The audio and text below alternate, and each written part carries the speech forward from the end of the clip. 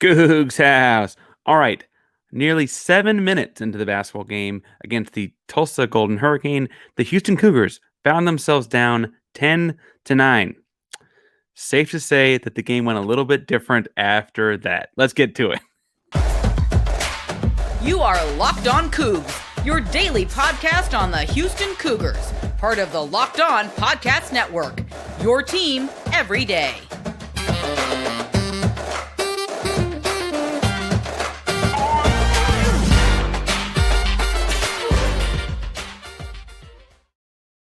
Welcome to Locked On Cougs, daily podcast about your Houston Cougars. I'm your host, Houston-born teacher and coach Parker Ainsworth, here to break down all things Cougs. If you're a U of H fan or just a hater who came to stop by, please be sure to hit subscribe down below. That way you get the latest on the Cougs in your newsfeed each and every day. We appreciate you making Locked On Cougs your first listen of the day. Welcome back to the YouTube channel. That's where you found us. We are at 570 subscribers. We're at 750. We're giving away something every 250. So when we get to 750 subscribers, we're going to be giving away one of those Galen Robinson designed Letterman jackets. So make sure you subscribe and hit like, thumbs up, etc. Make sure you comment on the video so we know who to give one to. If you cannot think of something to say in the Tulsa game and discussion of the Tulsa game, tell us if you like the salsa inside your burrito or on top of it. Now, in today's breakdown, Houston does win 80-42. After the open where we talked about Houston being down for nearly 7 minutes of basketball, I feel like we need to clarify Houston ends up winning in a big, big way. So we're going to break down some of the X's and O's stuff here in a little bit longer first segment. Second segment, look at some of the post-game stuff that we heard from Kelvin Sampson in the post-game afterwards. And then the third segment, I've got an idea for how Houston can be even more dynamic offensively. But first, let's get into the X's and O's stuff. The three key points to take away from this one are that offensively, Houston really was able to get to whatever they wanted. They were able to get the ball across the court. They were able to orchestrate and move around off of getting the ball into the post and get good cuts off of it that actually took the defense and sucked the defense down towards the basket, opening up more of a kick-out kind of action. The doubling of the post from Tulsa did not seem to bother Houston a whole heck of a lot. And on the whole, like I said, Houston was able to get to whatever they wanted. Houston had 21 assists for their 31 made baskets. Again, that's pretty strong. Right? That's pretty strong considering that in their losses, the ratio is very much the other direction. I would also point out that after that 14-42 TV timeout, it was the under 16 TV timeout, but it came out just under 15 minutes. Houston went on to outscore. It was really close to the 7-minute mark by the time someone actually scored, but Houston went on to outscore Tulsa 71-32 in just over 30 minutes of basketball. That's a key point in on itself. That's a crazy statistic to go for 30 minutes of basketball. And I have to say that, there's a world where Houston opens up the game like they played the next, 33 minutes and wins this game 100-12 or something, right? Tulsa, to be fair, did not shoot the ball particularly well in the season. They typically shoot the ball 33% from three, 50% from two, and average 68.9 points per game. In the Houston game on Wednesday night, they shot 13.8% from three, 27.8% from the field, and scored just 42 points. Now, Kelvin Sampson would say in the post game, we'll get to that stuff later, but he would argue that was about missing shots. I would argue that's also got something to do with the Houston defense. And frankly, good defense on 3 or 4 possessions lead to that 5th possession being a little bit of a rush shot, a word shot, a hurried shot. And those are all bad things to be feeling while you're shooting basketball. As far as scoring, key notes go, Marcus Sasser had 25 points, 18 in the first half, just shot the ball 17 times. Really efficient 25 for him. Again, didn't get any free throws. And so when you think about that, that's a pretty crazy statistic. A couple free throws on those drives, he might have been up closer to 30. However, he did shoot 5 of 10 from the 3-point line. Emmanuel Sharp had 13 points. It was 4 of 9 from the field. He did get the free throw line for a pair of free throws. Never seen the shot he doesn't like, and he's a pretty good shooter, so I don't mind it either. The crazy thing about this game is that after Sasser and Sharp, no other Cougar broke double figures. Tremont Mark had 9 points. You had Jawan Roberts had 6 points. Jarris Walker had 6 points. Jamal Shed had just 3 points. Javier Francis had 6 points. It just very, very evenly spread out. Ryan Elvin had 5 points, right?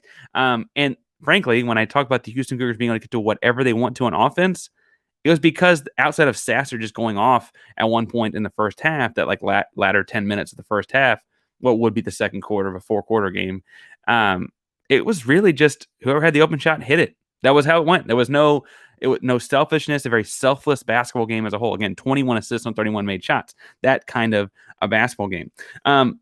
I would be remiss to not point out that Jamal Shead had 12 assists in this game. He did just have 3 points, but he nearly had a double-double with 12 assists and 7 rebounds. And honestly, there was one point in the second half where he was in the game because Terrence Armstrong rolled his ankle, and I was kind of rooting for the under 10-point double-double. The rebound and assist double-double would have been a crazy thing to see in a 40-minute college basketball game. We almost got it. I think he's plenty capable of it. But man, oh man, what a performance dishing the ball out for him. 12 assists and 2 turnovers. That's a 6-to-1 ratio. And as I think this in the broadcast, like, you have to have a 2-to-1 ratio to be a Division I point guard. You really want a 3-to-1 ratio to be a starting point guard. 4-to-1 ratio is like one of the best in the country. 6-to-1 on the game, that's nuts. Rebounding the basketball, 9 Houston Cougars got at least 1 rebound. 11 played. There were 16 offensive rebounds and 36 missed shots. That's pretty good ratio. I'll leave it to my math guys to figure out exactly how you calculate that, but that's pretty good. Of 36 missed shots, Houston got the ball 16 times after that. Juwan Roberts led the way with 10 rebounds. 4 of them were on offense in just 24 minutes. Jairus had 8 rebounds of himself, to himself, and 3 offensive rebounds, something he's been working on diligently in just 21 minutes. Tremont Mark had 9 rebounds, 3 offensive in 30 minutes. Again, 9 different Houston Cougars rebound the basketball. They set a new team high for the season with 53. The previous team high was 52 against the SMU Mustangs. Pretty impressive 53 rebound performance, especially when you factor in like Houston shot the ball pretty well. And so like there weren't a whole lot to be had. At least again, offensively, they rebounded 16 of their 36. Defensively is I think where the statistics get a little staggering. This was the 8th time in 25 games that they hold an opponent to a season low, not counting the previous Tulsa game, because Tulsa's season low was the previous Houston game for them. So this is the 2nd time in a row that Houston has held Tulsa to their season low. The 42 points Tulsa scored was 39.17% below their season average. Shout out to Steve P on Twitter for helping me out with the math there. I'm a history teacher, not a math teacher.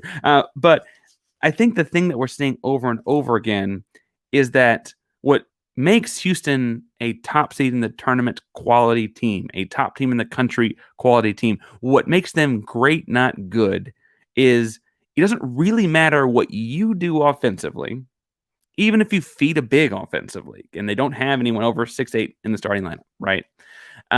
What they're going to do is make you go to your third option. Not your second option. They're going to make you find a third way to score. If you do that, you score some points. And if you don't, you're scoring 20% or worse below your season averages. And that's why, you can point to slow offensive starts and all kinds of things. At the end of the day, defense wins championships. That's not just some old cliche. And holding teams to 20% or worse below their season averages in nearly 20 games of a 25-game sample so far is bananas, right? That's crazy talk to be seeing, especially when other teams in this conference part of the schedule are scouting you and figuring out ways to score on you and things like that. Interesting Tulsa side note I thought before I move on here. Without the Houston games, Tulsa would be averaging over 72 points per game, which is nearly 4 points higher than their season average actually is, because they did play Houston twice. Just a crazy defensive outing from Houston. I know, I'm giving them a hard time about being down 10-7, 10-9 for what was roughly the first quarter of basketball. But truthfully, they gave up about 10 points every 10 minutes. I mean, the game ended at 42, and they went on a crazy offensive run later. Defense turning into offense, obviously, is part of that, but the defense was kind of stout in that first part. They just didn't score the basketball, didn't shoot the basketball particularly well, even though they seemed to get whatever they wanted. They just didn't put the ball in the basket. Now, before we jump into looking at our quote from Sampson in the second segment, I got to talk a little bit about what's coming up this weekend, and that is the Super Bowl. And that means we got to talk about FanDuel. Now, we're really, really excited about our newest sports betting partner here at Locked On because they're the number one sports book in America, FanDuel. And if you're new to FanDuel, that's even better. They have so many great features that are making betting on sports fun and easy. Download FanDuel now so you can bet Super Bowl 57 with a no sweat first bet. That means you get up to $3,000 back in bonus bets if your first bet doesn't win. FanDuel lets you bet on everything from money line to spreads to who will score a touchdown and all kinds of props. Now, I've been recommending each and every time I'm plugging FanDuel that so long as Channel View's own Jalen Hurts is projected to only win the Super Bowl by 1.5 points, I would take the Eagles. I think that's more or less a pick 'em, and I'm going to pick the Eagles. Now, if the spread started spreading out, I do like Pat Mahomes. I think he keeps it close. But while it's more or less a pick 'em, I'm going with the Eagles. I also think it's interesting in FanDuel stuff. You can go ahead and start betting on national championships in college basketball, and they've got the Houston Cougars at plus 650, the odds-on favorites to win the national championship. But I have to say, if you're going to go plus 650, you might as well also go with Houston at plus 120 to make the Final Four, because you got to parlay those. If you don't make the Final Four, you can't win it all, right? So I think you got to connect those two things as well if you're on FanDuel.com to do it. FanDuel Sportsbook app is safe, secure, and super easy to use. Best of all, you can get paid for your winnings instantly. Join FanDuel today at FanDuel.com/lockedon to claim your no sweat first bet on Super Bowl 57. That's FanDuel.com/lockedon. Make every moment more with FanDuel, the official sportsbook partner of the NFL. All right. So in the post game, there were a couple things I thought Sampson hit on that need to be hit on here. One, I think that there was a little bit of a concern at the end of the game. Terrence Arsenault, in contesting a shot, fell on his ankle funny. They zoomed in. He's wearing the Jordan 37 low. I am clearly sneaker guy. I don't know much about Jordan 37 low. I do know that there's a giant myth out there about high tops and low tops and ankle support and all of those things. Nike, back when they were making the first low top Kobe's, did a whole deal about how it's really about the cupping of your ankle, of your heel, more so to secure your ankle than the actual like cloth around the top of the shoe to protect your ankle at the top of the shoe to actually have to go much higher, which is why there's a handful of like really, really high basketball shoes from around 2008, 2009, 2010. If you want to do more on it, the sneakers the Houston Cougars are wearing in the basketball court, actually, I'd have a lot of fun doing that. Comment down below, tell me if that's something you want to do. Anyway, Terrence Arsenault's ankle, it sounds like it's just normal roll and sprain. And the best thing for Houston is that he's got time to rest it. Houston doesn't play again until February 16th.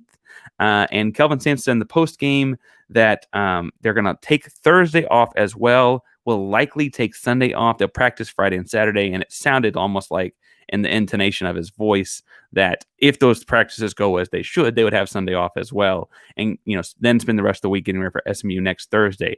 After a crazy last weekend where you play at Wichita State on Thursday night, get back to Houston at the, wee hours of the morning, more like, 3 a.m. kind of get back to your room on Friday morning, then get up on Saturday and travel to Philadelphia to play in Philadelphia against Temple on Sunday. And those are two tough places to play. After that crazy weekend, they have one game this week at home, one game next week just up the road in Dallas. And that really, really works out well for them. And so they're taking some time to rest.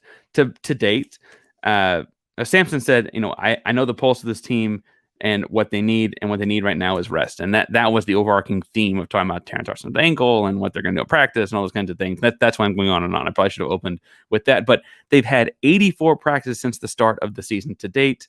When you add in 2 scrimmages and 25 games, that's a lot of hoops on everybody's legs. And everyone remembers the last season, knock on wood, we don't want anything like that. But Houston lost several key players, including guys that are on this year's team, with injuries over the course of the year. And so resting their bodies, something Houston has done really well this season. Part of that, bluntly, is depth, right? They've got a lot of great basketball players, and so they can rest guys in game in a little bit different way than they maybe could have in years past. That's, credit the program Sampson has built. But also, why not take Thursday off after that game, after the, however many hours of basketball and traveling and all that in the last week. The other thing I'll say with all of that is taking Sunday off is kind of a typical thing.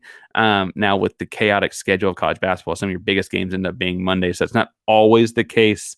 You don't usually NCAA mandates you take a 24-hour period off. You don't always take that on Sunday in college basketball, so getting that off would be kind of nice, I think, for the Cougs as well. SMU next week. Not that you take anyone in conference lightly, but I would point out that SMU was a team that Houston handled in Houston fairly well, not quite as well as they did Tulsa, obviously. But I'd imagine that that's the kind of game where you could hope to get out of it with a lot of starters playing 30 or less minutes, in that 20 range like they did on Wednesday night. But we'll see. Again, don't want to jinx it, but that would be hopeful to have 2 games like that over the course of 2 weeks with no other games would be really, really nice. I mentioned the FanDuel spot, something with the Super Bowl. A quote that Sampson had after the game that jumped out to me was when talking about Jamal Shead and the growth he's had as a point guard. And again, Jamal Shead was not a crazy, highly touted recruit coming out of Maynard, Texas, and Austin. It is in Austin. It's just a subsect neighborhood of Austin. He was quick to point out that his lessons to Jamal have been about being Tom Brady, not Patrick Mahomes. Right? Hit singles, not homers. Now, I guess Patrick Mahomes probably did play some baseball, but Tom Brady didn't. But I think the metaphor stands because he went on to say, Patrick Mahomes throws the crazy deep ball, and when it hits, it makes SportsCenter. And Tom Brady would rather throw the 2-yard button hook and watch the guy run for 45 yards afterwards. And sometimes the easier play is the play to make. Jamal Shead is making a lot more of those kinds of plays as the season's gone on and as he's grown as a point guard. And I wanted to say in several different ways that you want to hit singles, and singles win games, right? Jamal Shead is doing that. He's getting in the paint because he's more athletic or quicker or stronger than most point guards he's going to play, especially when Marcus Sasser is going to generally take the best guard defender the other team has. And then he's going to drop it off to Jarrett, or he's going to drop it off to Juwan, or he's going to drop it off to JVR, or he's going to kick it out to Sasser, he's going to kick it out to Tremont, or whatever the case may be there, right? He's orchestrating the offense in that way. Not going for home run passes, not going for Magic Johnson type passes, not going for all kinds of crazy SportsCenter type plays. He's just going to get his 12 assists and 2 turnover ratio and call it good. I was pleased by that. That was interesting. And frankly, when he said that made a lot of sense in watching the growth of Jamal in this season on its own, right? This is a show we talk a lot about this season. He's grown a lot since last season. But I'm looking just even at this season since December, where Jamal Shead was kind of getting moved around. You had to give Marcus more point guard duties and stuff like that. Things have shifted a little bit. The other thing I want to talk about that Kelvin Sampson said, I'm just pulling out a third quote to talk about because I think it's interesting to see his mindset, but B, it also segues us into the third segment, is that Kelvin Sampson said, quote, "The record for us is irrelevant. What's relevant is how much better we can get this time of year." And I think what's interesting there is there's a lot of times where you'll hear less progressive coaches talk about you got to know who you are by this point, right? Because you going into March and there's a game that counts, or February is a lot of conference play, and you got to have some sort of an identity. Houston's got an identity. They'll cover you from here to Timbuktu, and they will work your butt on the glass. And then on offense, they're going to use athleticism and speed and effort to outscore you too, right? It's not that they don't have an identity, but he's still pushing to get better and find ways to get better. And I think that speaks to the power of this program he's built, where while teams in February are trying to find ways to survive, he's trying to find ways to thrive. He's trying to find ways to push things past the envelope, right? He's not happy at 23-2. He's not happy till April when they're cutting down nets, right? That's the goal of this whole thing.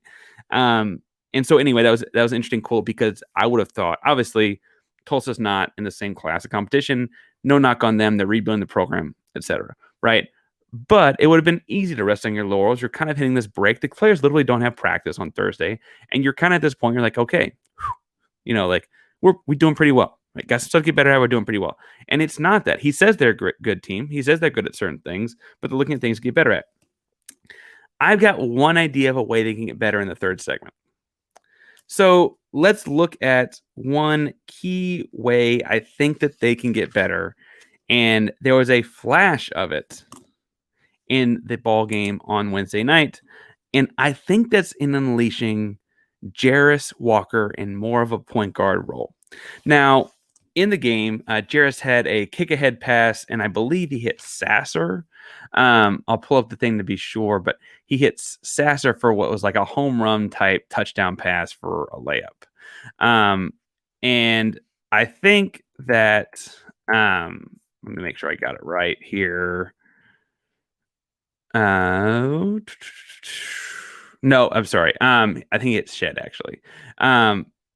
But regardless, I think that the thing I think that's interesting in that is watching him take the ball off the rim as a rebound and like immediately start the fast break because he is also able to distribute the ball like a point guard. We saw hints of this in the Virginia game, right? In the Virginia game, you saw short roll Jarris Walker, right? Short roll meaning after screen and roll with the point guard coming off and pulling off blitz defenders or pulling off double teams or whatever, being able to roll like 4 feet, 5 feet away to make that pass really easy, and then be a creator from like 18 to 15 feet working passing the ball. You've got a 4-on-3 break for like a half second in a lot of ways, right?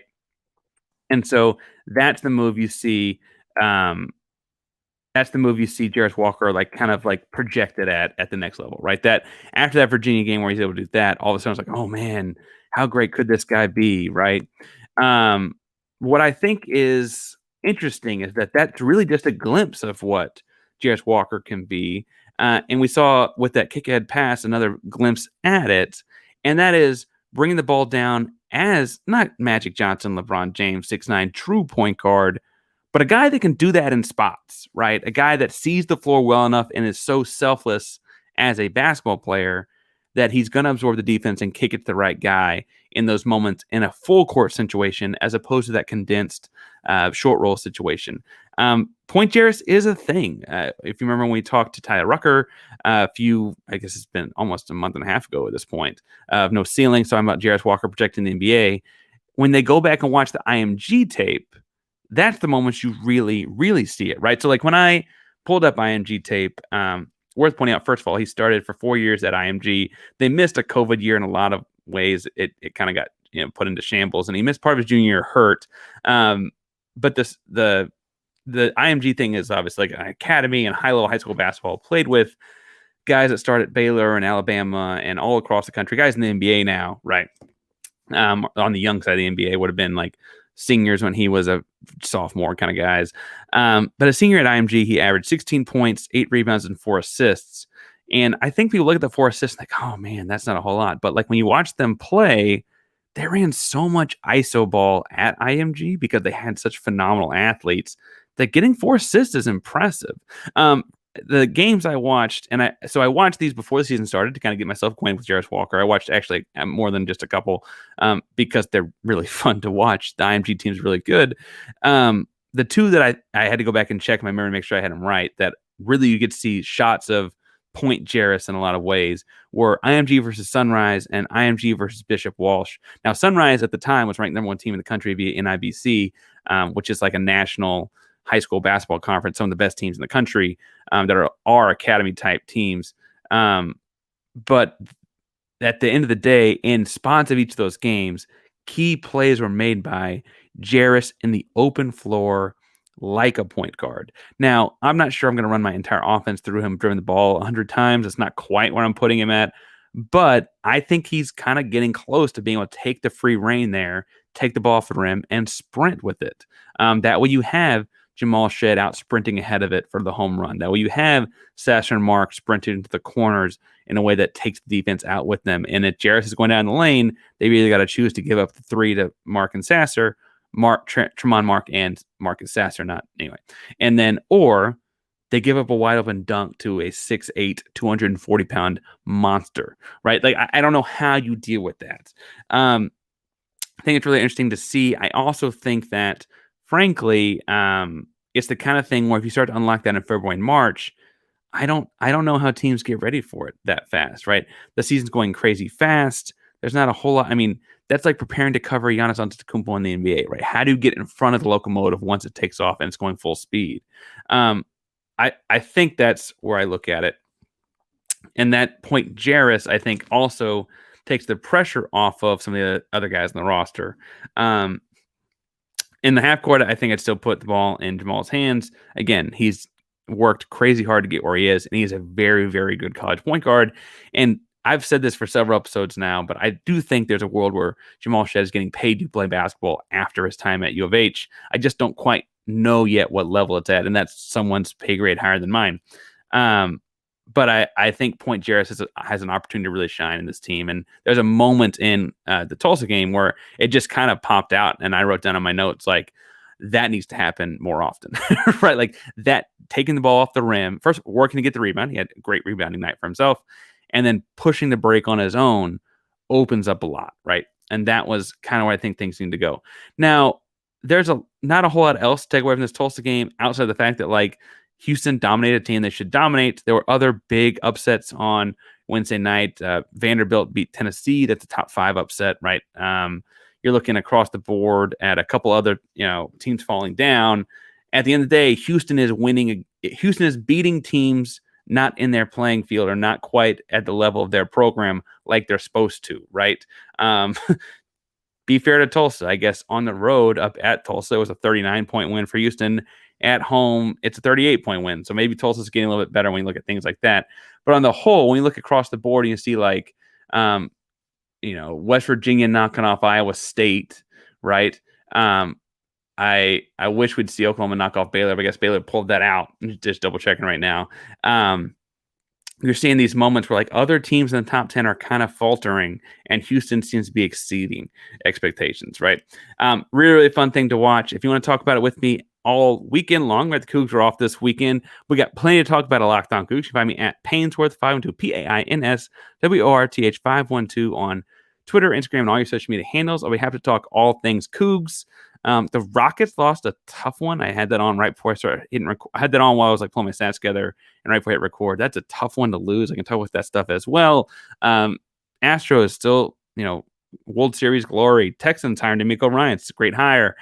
All things Houston sports, sneakers as well, whatever you can talk about. You can find me at Painsworth 512. Thank you all so much for tuning in to Locked On Cougs today. If you're looking for a second listen of the day, I'm going to recommend Locked On College Basketball because I went back and forth with Isaac. Isaac Shade and Andy Patton host that podcast, and I told Isaac to include Marcus Hasser's performance on Wednesday night in the episode. So go check it out and see if it made it in. It is a Coug-friendly podcast. I just don't know if it makes it in with all the other giant storylines happening in college basketball. It's a daily national show, so make sure you go check that out. Locked On Cougs, primarily of Locked On Podcast Network. We appreciate you making us part of your morning. Locked On Cougs, number 2 team in the nation right now. Go Cougs!